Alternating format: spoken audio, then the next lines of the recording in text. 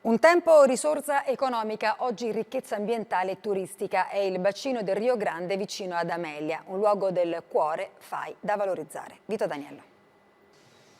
Il fascino di pescare circondato dal silenzio delle antiche mura della Para, la diga che dal Medioevo frena le acque del Rio Grande, generando il Lago Vecchio, il bacino artificiale che fino agli anni 70 è stato una risorsa idrica ed economica per il territorio della città di Amelia.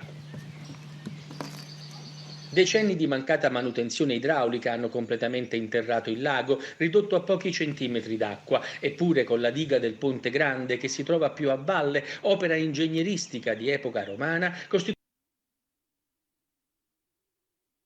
un bene storico importantissimo. Lungo il percorso esistono 5 mulini, di cui uno solo ancora intatto e trasformato in abitazione, e degli altri si intravedono ancora le rovine. Intorno il paesaggio è incontaminato, interventi per recuperare l'area sono stati fatti, percorsi pedonali per collegare le sponde, punti di ristoro e un progetto per valorizzare piante locali a rischio di estinzione. Anche nello stato attuale, ridotto a poche pozze d'acqua, il Rio Grande costituisce un bacino di interesse naturalistico straordinario.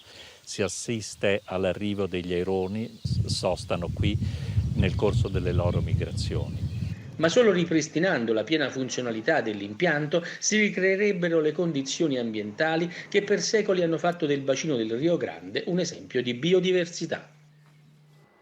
DJ superstar anche in tempi di lockdown, David Guetta